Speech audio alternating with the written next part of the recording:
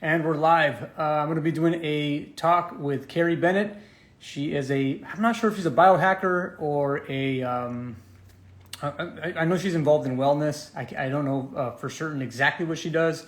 I've become recently, somebody in my community had pointed me towards her work, and I just recently looked into her stuff, and it's very illuminating. There's lots of agreement that I have with her in terms of how she approaches the body. And I'm really looking forward to her popping on this live feed with you guys. So we'll see when she pops in. If you guys have questions, feel free to drop them here right here in the comment section. Carrie is here now.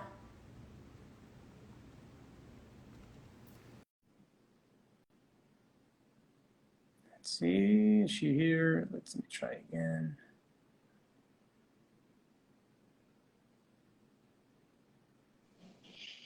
Carrie. Hey, Nadia. How are you? Hi. I'm good. How are you? I'm doing well. I'm really excited about our conversation. In the DMs, you've been blowing my mind with a few things, kind of confirming some things that I've been looking at as it relates to the body and how kinetics affect how they affect us at a quantum level. But then never mind that, even this whole notion of melanin being more than what we actually think it is. So I have a bunch of things here. I don't think we're going to be able to fit it all in. I got about like 45, 50 minutes. I'll see what we can fit in, and maybe hopefully in the future we can engage in more discussions to talk about what you do. Actually, how did you getting into first and foremost, what would you call yourself in terms of what you do for your profession?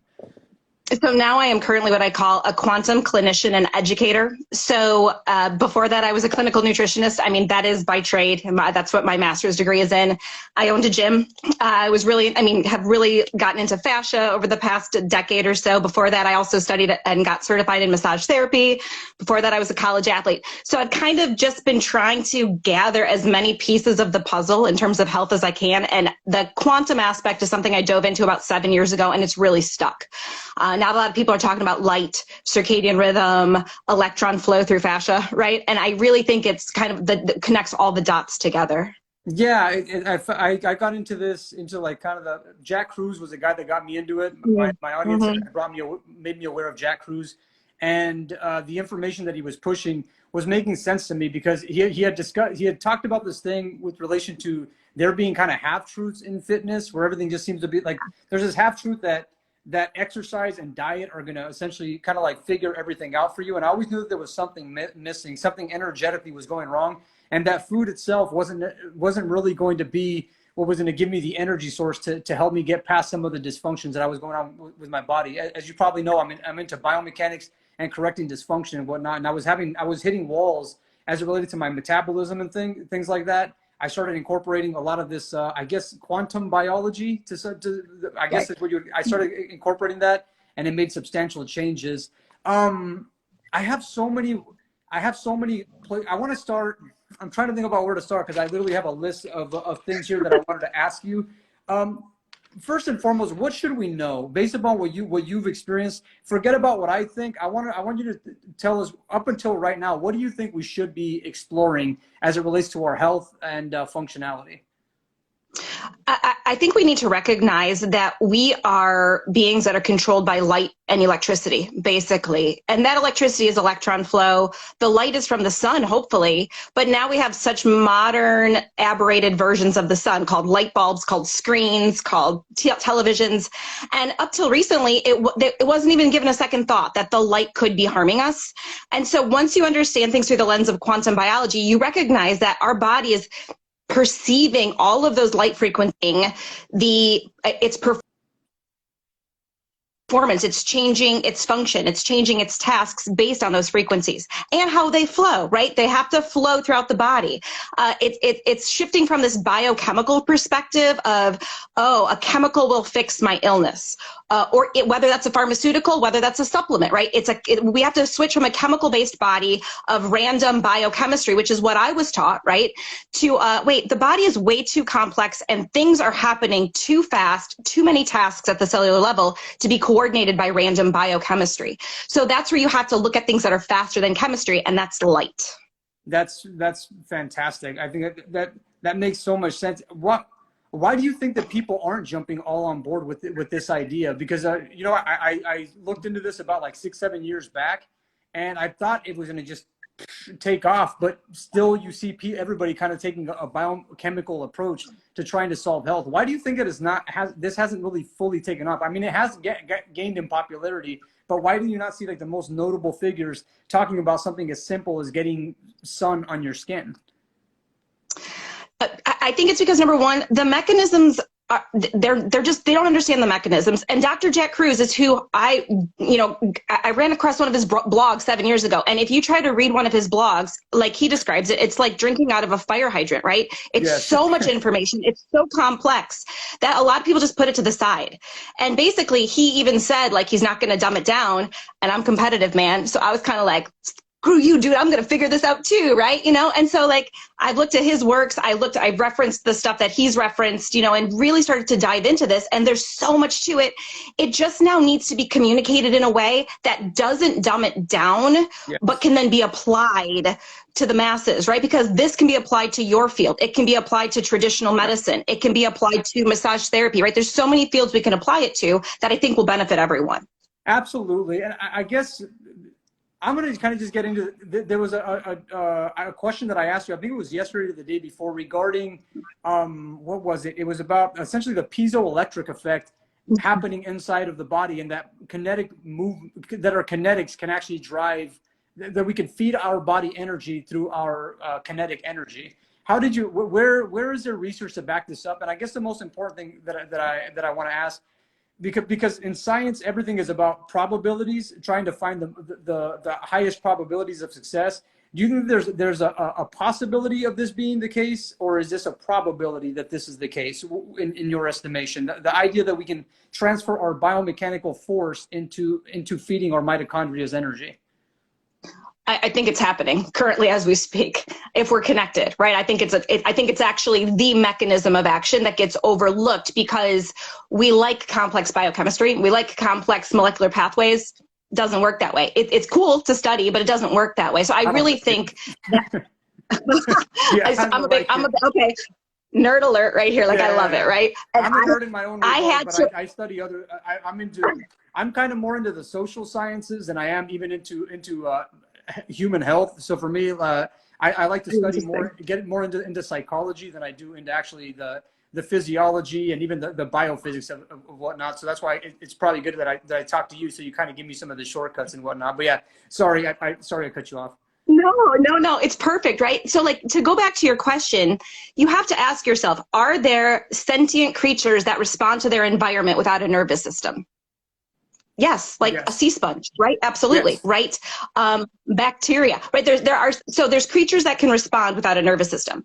So also, you have to ask yourself then, would nature have added onto that? Would they have built complexity onto that? Or would they have potentially said, okay, let's reinvent the wheel, get rid of that's worked for basic creatures and do something completely different? And so what I'm saying is it's a combination, right? We have nervous systems, but we were taught that the only way we can create a nervous system reaction, a muscle movement, is through me thinking, pick up the object, right? So you got this afferent loop that's telling my muscle to move. You have a reflex, ouch, that stove is hot. Yes. You actually also have contractile properties in the fascia that are fed via electrons.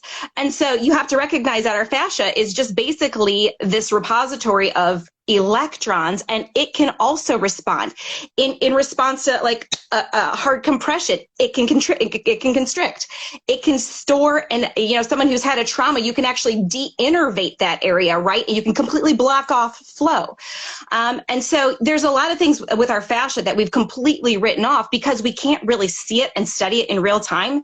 Only one person has, and that's the French hand surgeon, Jean-Claude Gombertot. I don't know if you've seen Strolling Under the Skin, but he literally takes his scope. I believe one of our practitioners actually went to his laboratory in person and actually saw it in person. He asked me if I wanted to go. At that time, my story was that I was the changes that you try making in FP require a lot of energy. Like there's a high energetic demand. Like I could get somebody in a blue lit environment to make biomechanical changes within themselves. I just have to be really careful with that because if you don't have a sufficient amount of power going into the body to supply that kind of a change, it's like, imagine like you have a basic dehydration on your serratus or a basic dehydration on your rib cage, and you try unlodging that with a mechanical driver, that it requires an immense amount of force to do that.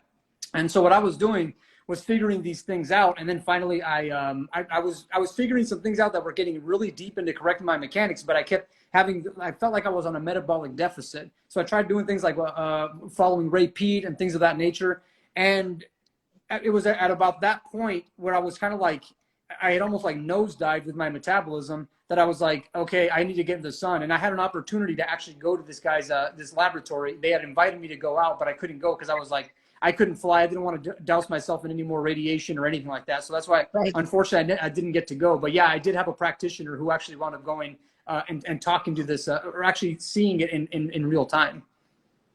It's so cool, right? How it responds, and you know that it responds and it changes to our movement all the time. And there's areas that are more hydrated, and the hydration shifts. Does it initiate movement? Can it initiate movement?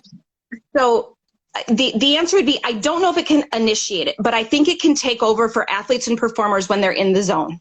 I think it can shortcut the muscle firing, because that's Valerie Hunt's work. Dr. Valerie Hunt, back in the 80s, right, she did some amazing research. And some of the research was on performers where she hooked up, basically, you know, looking at the nervous system firing to the muscles. And so she hooked them up with all these electrodes and, you know, things that monitored blood pressure, things that monitored heart rate, had engineers retest to make sure that her equipment was working, because she was blown away by the readings that she was getting. And she saw that when performers reached what they described as like this trance, right, or being in the zone, there were significant, they were moving. They were moving, performing. So the question is it right? Was it at the point where there's like an elastic recoil happening potentially? That at the point of an elastic recoil? It was a 30 minutes straight. What were they doing? What motions were they doing? Mostly it was dancers. Performance dancing. So yeah, it's constant elastic recoil. It's constant elastic recoil the entire time. Yes. Well, most likely, right? There were periods where they would go like her biggest thing was when this dancer transitioned to the floor, and then all of a sudden, none of the erector spinae lit up when she, or any of the back muscles for that matter, when she, you know, basically jumped up to this elevated position, right? And so that's the first reading she saw, and she told her engineers, wait a second, let's retest. The dancer got back into the trance, and this dancer, the same thing. She did not get those readings. Something else was fundamentally driving the movement of her performance. Okay. This dancer went on to work with spinal cord injury people, and they're regaining some functionality without the muscles firing. So regaining some functionality of movement, extra muscular, extra nervous system movement. Okay, that's fascinating. I don't know. I'm thinking out loud. I think out loud. Sure. This is what I do. I'm not good That's at. great. I'm not good at filtering my thoughts with my words. And so, I've noticed that there's a tendency in modern times for people to be extremely neurotic. And I also tend to find that in this industry, people tend to be very almost overly interested in the nervous system. They're very nervous system oriented. But then there's also a fascial system. And I asked you a question with regard to whether whether the brain has a direct connection to the fascia independent of the nervous system. And so the question that I asked, I ponder this, I've just thought about it. I'm not saying that I even believe it. I'm just wondering, is a person who's really anxious potentially somebody who's more neurotic, and is somebody who's depressed potentially not capable of actually accessing their nervous system as much? Because I wonder that if you have the idea would be that you want to be able to access both, a connection from the brain to the neurons, and then the brain to the fascia, if there is some kind of a separation between the two. I don't know if I sound crazy. This is just something that experientially, as I'm working with people, I tend to find that some people are more connected into their nerves, like they're very twitchy, very, I guess twitchy is the term. And then in the other sense, you have some people that are more coordinated, that can slow down, that appear to be more fascial in the way that they orient their mechanics. Is there anything you could say on that, or does it just sound like nonsense to you? No, it doesn't sound like nonsense to me. But my thought is that we assume that the brain is the control hub of everything, right? And there's actually people, I love anomalies, right? I love studying anomalies because there's people with very little brain tissue, you know, literally 10% of the amount of brain tissue that a quote unquote normal brain has, and they're fully functioning. And so you have to ask yourself, why do we place such an emphasis on the brain? Why, right? Could there be a completely other pathway that really is in charge? And it maybe is the seat of our intuition. It might be the seat of memory. It might be where we store trauma. Like, there's a lot of things I think that we can talk about when it comes to the fascia. People just have this obsession with the brain and therefore the nervous system. And I actually think the real stuff happens completely outside of that. And if you, and not just the fascia, if you want to get really quantum, it's the water that surrounds the fascia that all that happens. Well, can you get in? Well, first and foremost, I've said this for quite some time, that people focus too much. Like when I've trained athletes, because when you start talking about water, we're going to get into the fourth phase of water. But what I've noticed out of really, really good athletes, like I had a guy, he's a wrestler, he's multiple-time world champion now. He came from a point where his name's Kyle Dake. He came from a point where he was constantly injured. And what's the first phase of water? Would that just be fluid? I guess the first phase would be fluid. Well, you got three phases, right? Solid, liquid, and a gas. So yeah, whatever. So it's a liquid. What I would gather out of Kyle's structure when I first started working with them was that his body was like a liquid, but it wasn't gel-like. There was no viscosity in his tissues, and he was so injury prone during that time. And so what I started trying to do is implement mechanical procedures with his body to start turning him into a more viscous athlete, because I started noticing this out of athletes. Essentially, the more viscosity that they had and the more viscosity that they could maintain, when this viscoelasticity was on point, they would essentially become more buoyant as they would move about through space. Whereas if they were more water-like, and as athletes get older, their muscles begin to get almost like they begin to droop and sag. And when they sag, that's when they lose that viscoelasticity, and then they don't start getting rebound. And so I started paying attention to a lot of that as it relates to water. And so any time as it relates to buoyancy, and any time that I've worked with an athlete, I've never really cared too much about the brain. I've cared about the brain because the brain matters, but I've also cared about the idea that the brain needs to coincide with the viscoelasticity. So yes, if I train both of them, I just had two of my guys that were talking on the functional podcast, and they were one of them, he's actually trained with me. He's a professional fighter, and I was holding pads for him. And the way that I hold pads is I try and orient the body position to have density or viscoelasticity in position. So if I'm training him how to box, it's going to also improve his wrestling capabilities and his jiu-jitsu, that it's all kind of intertwined because it's essentially the same principle. It's all the same mechanism. So everything that you're saying makes 1,000,000% sense. The fact that you're talking about that people obsess over the brain too much is like it's like, because I've had this supposition. I've had this same thought pattern, and I'm like, am I crazy?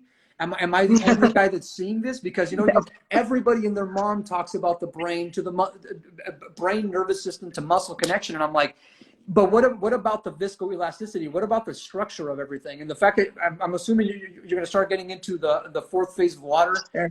Can you get into that and kind of explain the importance of that? I know there was a study done. I watched of Gerald Pollack, where he was talking about how they were measuring blood flow in mice, and that it kept flowing over and over again. And the reason that was happening was because of light was shining on them. Or could you speak on this whole concept? Yeah. Oh, sure. Yeah. I mean, so here's the deal, right? We're assuming that the water in our body is like water in a glass, right? Like liquid water in a glass. And it's not. The majority of it is actually called structured water, gelled water, the fourth phase of water, exclusion zone water, interfacial water. The problem is, like a lot of things, same thing with the connective tissue. The problem is there's too many names for it, right? Yes. And so you have to recognize that we have this different phase of water, and it structures itself into a gel. So when it structures itself, it actually changes from H2O to H3O2. Now, where does it happen? Where does this happen? Every biological surface in the body has structured water around it. So it forms around what are called hydrophilic surfaces, or water-loving surfaces. And what's the coolest thing? There's so many cool things about this water, right? But I want you to picture almost like a biological surface, layers of like this structured honeycomb where the O's and the H's are arranging themselves into hexagons linked together. This is the gelled water. This gelled water, because it's H3O2, has a negative charge. And then to get that negative charge, it has to kick out a hydronium ion. It has to kick out a hydrogen. And the hydrogens line up right next to the negative charge called the proton zone. So you've got negative charge next to positive charge. Pollock's lab and others as well have shown that when you put microelectrodes in each side, you have enough potential energy to light a light bulb. I am saying that this is the main source of energy in the body, is how the water structures itself.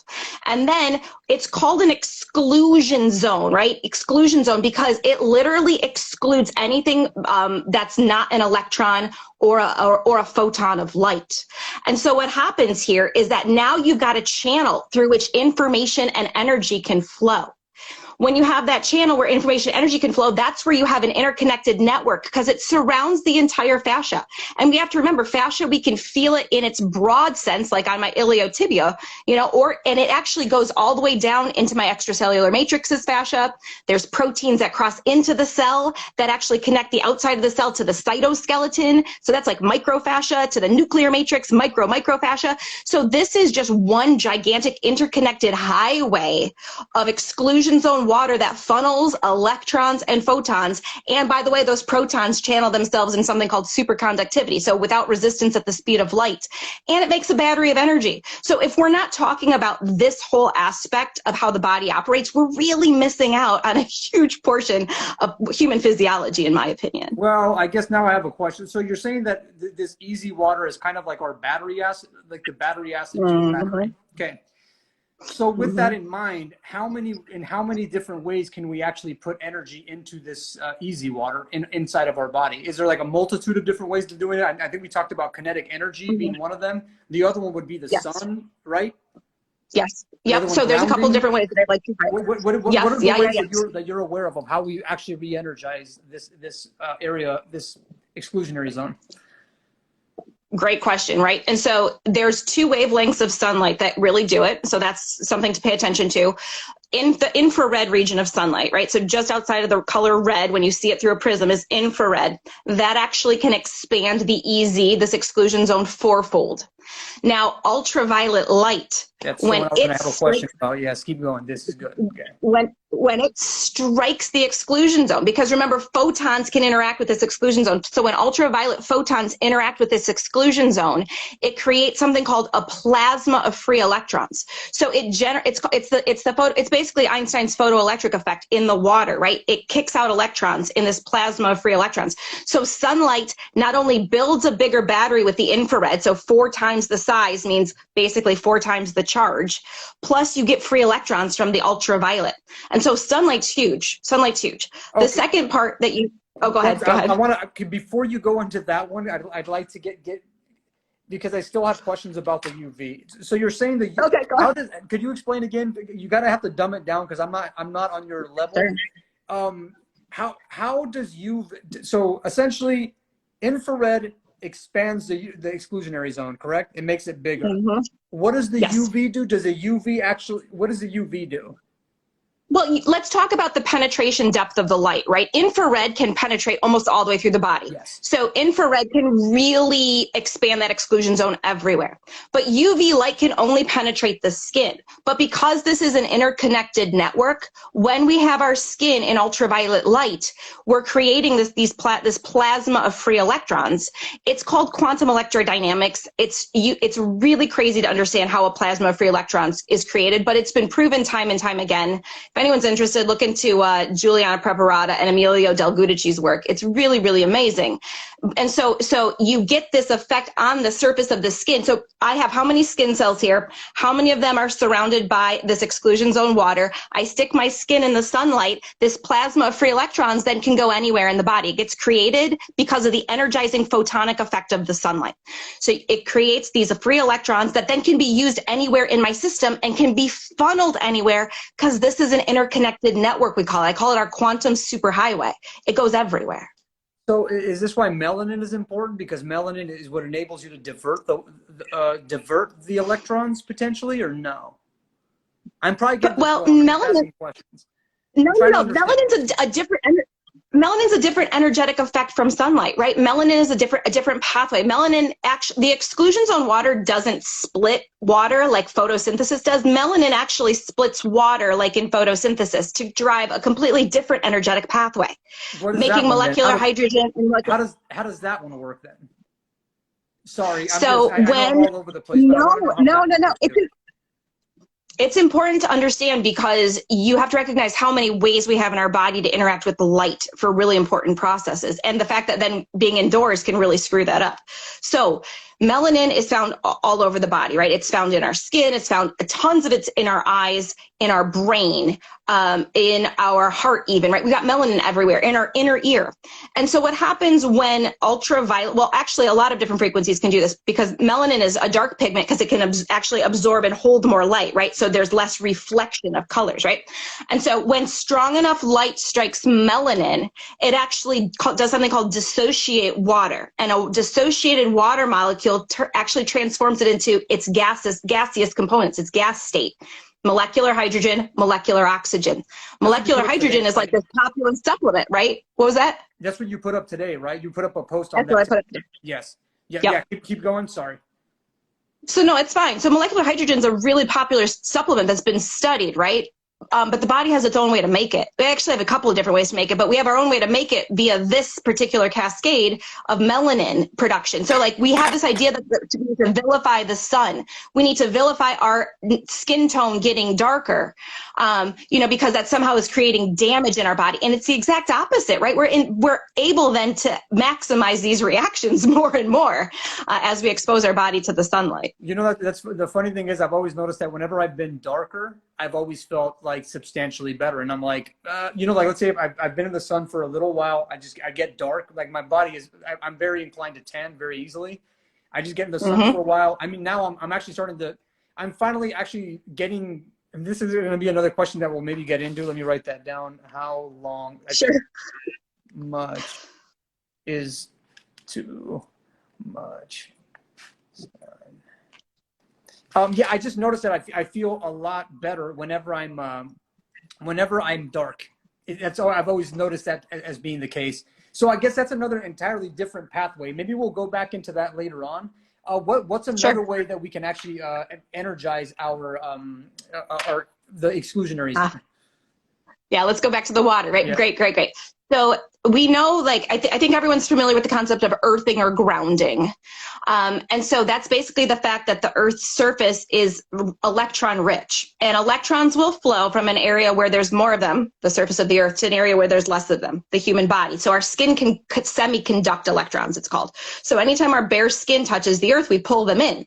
We can pull them into our fascia, but we can also pull them into that exclusion zone water. So we now know that that's another way to expand that easy battery, is being outside, touching the bare Earth. It's like we messed it up over the course of maybe 200 or 300 years, but back in the day, everyone had it right. So how does is EMF disturbing all this? Is it disrupting all the non-native EMF, obviously, like in terms of our routers, our like cell towers, all this? How is is there sufficient amounts of evidence right now to support that actually is disrupting these cycles? Yeah, it will. So there's initial research, like there's not a ton of funding for this type of research. Obviously. Surprise. Yeah. But Pollack's work did show that when exclusion zone water is near a Wi-Fi router or a non-native EMF, it will decrease the exclusion zone by at least 15%. Right? So picture AirPods, that we see all the time, right? Like it's really, really challenging for me because holy crap. Okay, so if it's just Bluetooth with no Wi-Fi connected, let's say if I just have the Bluetooth on my phone, is it going to be as damaging or is it the same? Well, if I have like some headphones or whatever and they're Bluetooth and there's no Wi-Fi signal and no what do you call it when you connect to the cell phone network? You're not connected to mobile data. Is it as damaging, or is it still? Are you still getting screwed either way? I mean, it to be determined, but that's like saying, should I smoke with a filter or without a filter? Yes, I agree. I'm just saying, let's say I'm flying in an airplane, right? Let's say I'm flying in an airplane and there's people. Use wired headphones, man. Huh? Be the nerd. Use a wired headphone. Like go back approximately 5 years, right? Yes, You know, I mean, sense. problem solved right there. Okay, so grounding is another way of doing it. Can we get it through food by any chance, or no? Yeah, sure. What Sure. what Lots of, foods? lots of, What kinds of foods would actually be ones that would potentially energize our easy exclusionary zones even more effectively? I wouldn't necessarily, I wouldn't know, I should correct this. I wouldn't necessarily say it will, some of these won't necessarily build bigger exclusion zones in us, but they do, this exclusion zone water is electron rich. And since we're electron rich bodies, we need this type of water as opposed to like depleted tap water or even RO water, which is dead, functionally dead. We're just essentially attracting electrons, correct? Correct. Okay. So it's a very good way of putting it. Yeah. Okay. Breathing, and so, maybe? Say that again? Breath work, breathing potentially. Does that do anything for it? Yeah, because nitric oxide produces deuterium depleted water. And so when we nasal breathe, we build our parasinuses build nitric oxide, which actually helps to hydrate the body, because the more nitric oxide is produced, you're creating more deuterium depleted water. This water then touches biological surfaces and automatically becomes this exclusion zone water. So breathing through the nose is huge. And you know, just having and remember though too, it's not just appropriate oxygenation, it's making sure you have enough carbon dioxide tolerance to also release the oxygen to the tissues. That's a huge one as well. So this is a side note, but a huge pet peeve is like, oh, we got to do all this belly breathing, you know, and you, yeah, that's great and all, but you also have to make sure you can retain enough carbon dioxide to release the oxygen from the hemoglobin. And how do you do that? Is that from like a Butenko using Butenko breathing methods or something? How would you go about that? Yeah, or you can just hold your breath as long as you want to and see if you can build that up, right? Yeah, you know, you can assess, look up something called your Bolt score, and you can assess where you're at with that. It's a good benchmark to see how well you're retaining carbon dioxide. Bolt score, B-O-L-T? Your blood oxygen level test. Oh, okay. It's just basically how well can you retain a breath, after a full exhale, a natural exhale. Yes. When do you get air hunger, right? Yeah, that air hunger sensation. Yes, yeah, I've done that before. They'll, I think, would say like 30 seconds is like you're okay if you're at 30 seconds or something like that. Is that right? Yeah. Yep. Okay. Yeah, I'd say 30 seconds is great. 40 for an athlete for sure. Okay, structuring water. Here's a question that I want to throw you away. Okay, do spirals structure water? They can, yes. How do we know that? Is there actual evidence for this? Are there studies that show this? Like, I'm assuming everything that you talking about you've read in a journal somewhere, correct? Correct. Okay. Well, I mean, yeah, a journal, lots of books that are well researched as well. Yeah, absolutely. So if I grab my water and I go like this, and I create a little spiral like that, is that effectively going to create some kind of is that structuring the water to some degree or no? What do you think? I mean, I don't know. I don't know. Here's the deal. If you do that and you maybe think a happy thought, love, love, love, right? That's based on Masaru Emoto's work, and Veda Austin too. She shows a lot of cool stuff.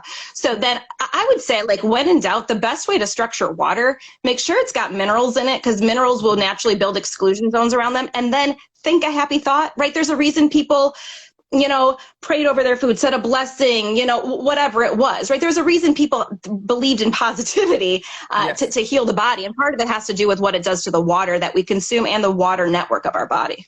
Well, I'm wondering if, because for me, I study spirals quite a bit when it comes to mechanics. In order to fix people, it's tracking spirals and movement. When I try fixing people's dysfunctions, most of it is like when do we frontally undulate and when do we sagittally undulate? Like, and then how does that constitute to either a vertical pressure wave or a downward pressure wave? And that's kind of like how I diagnose what kind of movement a person needs.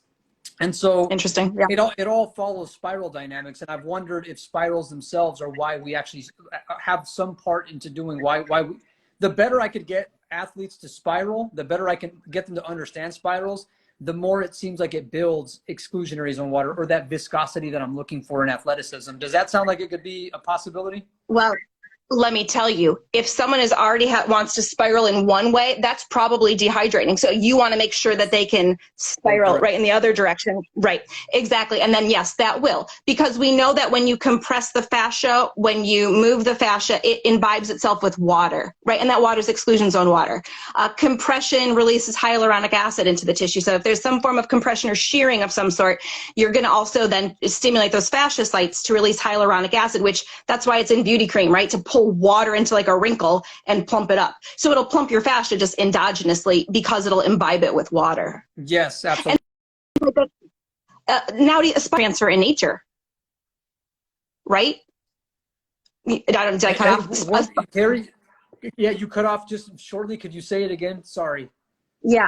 A spiral is a natural energy transfer in nature, right? So we have a spiraling biofield, which I used to think was woo, but there's tons of science around that. You know, what happens with a vortex is like you get to this point basically that releases, creates a singularity, an energy transfer. So, I mean, spirals are everywhere. Spirals in the cosmos, spirals in the body, spirals in nature. And spiral is just energy transfer. Okay. Yeah. Well, yeah, I've noticed that the better, my job, what I try and do is like when you get places in the body that aren't moving anymore, eventually they fuse.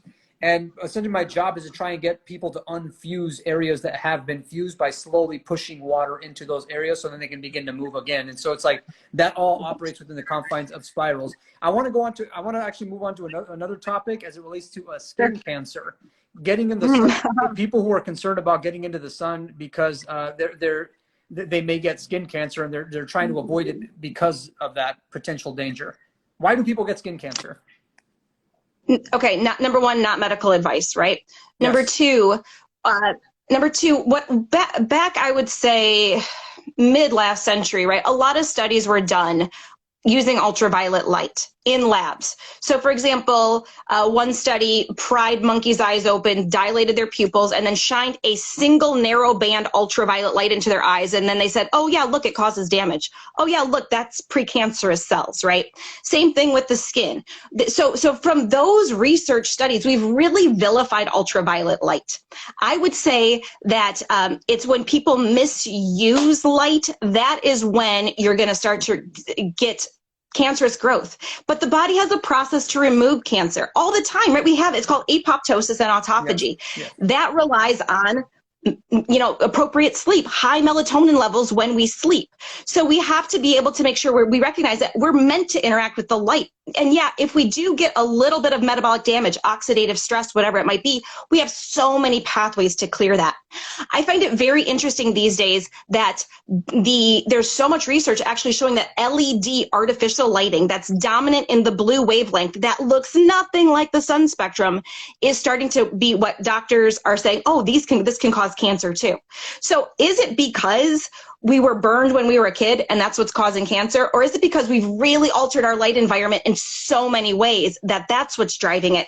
And then, oh, by the way, I live inside all day in Michigan and then it's a nice day in June and I'm going to go fry myself at the beach. Probably not the smartest use of sunlight because we're meant to receive it in layers, right? Yes, gradually over spring and summer, and then it goes away. Well, here's another question that I because you were talking about how having a better mental intention in conjunction to be able to structure your body more, the water in your body more effectively. What happens if you go outside? Because this is something that I do, and like now, I don't do this anymore because I'm trying to change this habit. But you go outside and you're like, hey, look, I'm going to get sun, and I'm on the damn phone.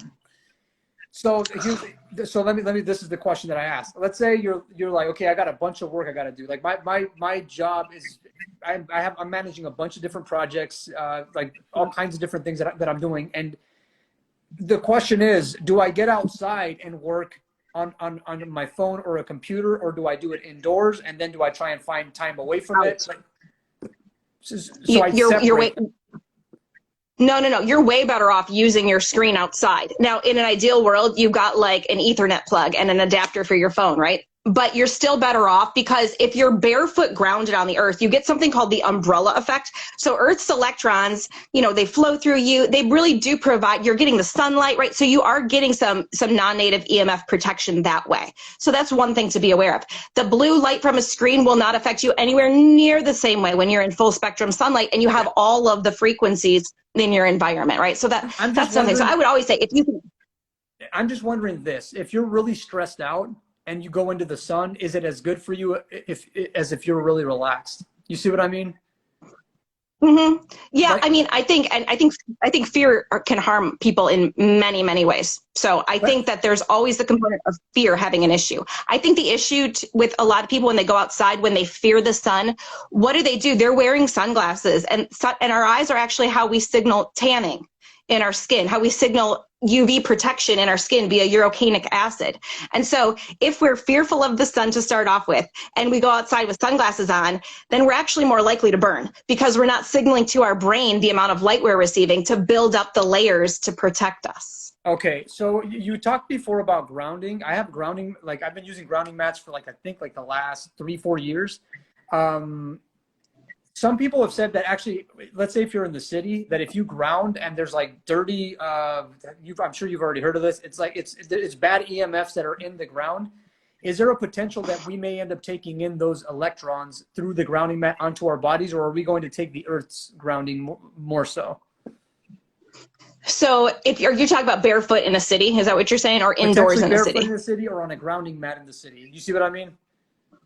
Yeah, it's two different things, right? You know, big cities, you might have to be aware of it. Like try to find at least a little bit of a green space. There is some researchers that there is that stray voltage can like be absorbed by living creatures from things like power lines. Okay. However, there's also a whole bunch of research that shows that you actually create an umbrella effect from the electrons. So in my opinion, if I'm in a city and my environment is already full of non-native EMFs, I want to ground and get those electrons and be out in the sunlight. I feel like that's going to be the most powerful thing you could possibly do. Now, grounding in a building could be different based on the wiring. So I think if you're going to ground via a product in an office space or in a home, then you want to have a dirty electricity filter on whatever outlet you're plugging that grounding cable into, because you want to make sure you filter out the dirty electricity. Oh, and so you can just get I have a mat from with the Ultimate Longevity. That's where I got my mat from. And they just give you an outlet to connect into the wall. Does that already have one of those filters in their mechanism? No. So you have it'll let you know. It'll let you know if the outlet's grounded, which step one, make sure you have a grounded outlet, right? Because that way, step one. And step two, though, you would want to. Stetzerizer is a company that does it. There's other ones that provide these dirty electricity filters. So that's a good place to start. You could also go old school, depending on what your situation is. You know, if you're on the second story somewhere, you know, you might be able to feed a copper wire out your window into a copper rod into the ground and go old school. So that's another way to do it. Okay. So, there's so many things I could ask. I think I've probably covered a good chunk of them.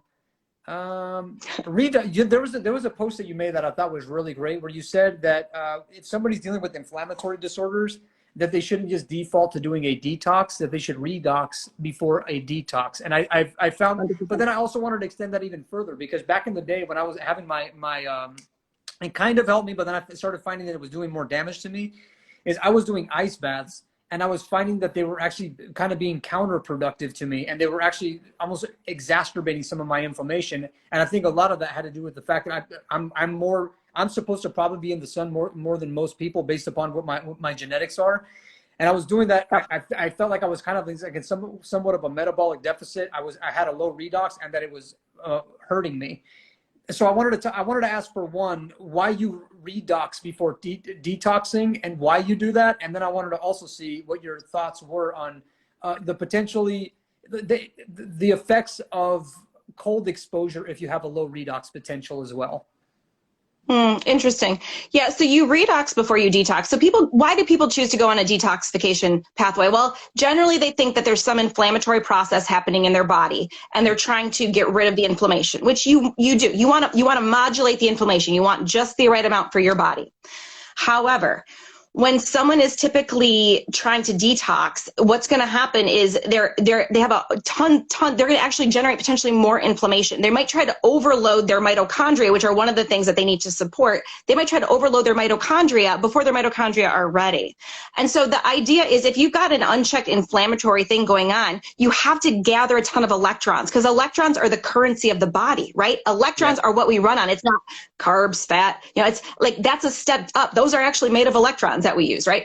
And so you need to have enough electrons in your body so that if you do start to, kill off some sort of a bacterial pathogen or something, like, I mean, I don't necessarily subscribe to that method, but like if you do something like that and then you create a bunch of lipopolysaccharides your body has to clear, you got to have enough electrons to be able to do that in the first place. So that's one of the things that I really recommend. It's like gather the electrons before you even try to detox. And oftentimes when people gather enough electrons, they don't have to do the detox in the first place. Bingo. That's always most of the time what it is. Like having to go on these crazy prolonged fasts. I've done all that stuff. I tend to find that if I can just get enough sunlight, if I can just get outside, get outdoors, that ends up doing like the most for me. I was gonna ask another thing before. Well, maybe we'll have to do this again because I'm running out of time. Yeah. Where can people find out more about what you do? Like, what's a way that people can find you? Sure. Oh, did I lose you? Yeah. I think I kind of see you now. I think you're good to go now. Okay. So you asked where people.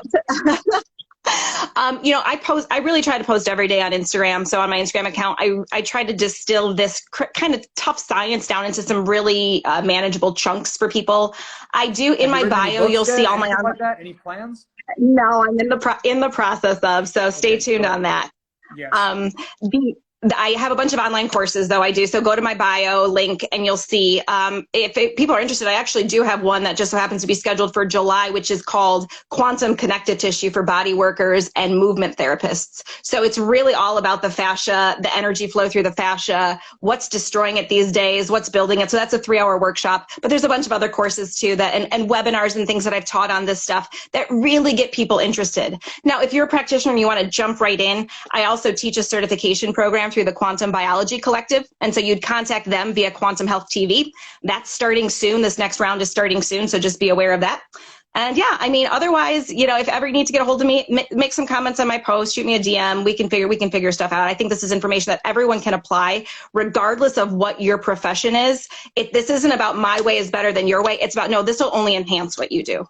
Yeah, absolutely. Yeah, what you were talking about only feeds into the way things are supposed to work inside of the body. I think in my industry, I tend to be pretty combative. I don't know if you know what my reputation kind of is in the industry, but I tend to be pretty combative because there's people doing back squats and deadlifts, smashing their spine, thinking that they're actually benefiting themselves. And unfortunately, it does get a bit dirty because it's this.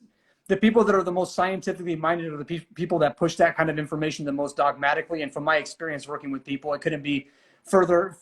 I think you're in a fortunate position where you don't have to combat anybody, and this kind of just feeds into helping anybody. And the same thing goes with FP with what I do. But I do really appreciate you coming onto this live with me. I hope we can do this in the future because there's still more things I'd like to discuss with you. You're doing amazing work. I don't typically reach out to people because I still feel like they are still operating within the realms of half truths in the way that Jack Cruz would describe. And from what I see that you're doing, you're like everything that you're talking about to me looks like it's completely on point. So I think it's great. Keep doing it.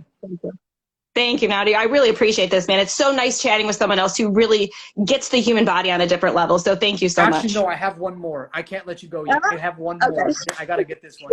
You talked about how Africans, their genes don't decouple.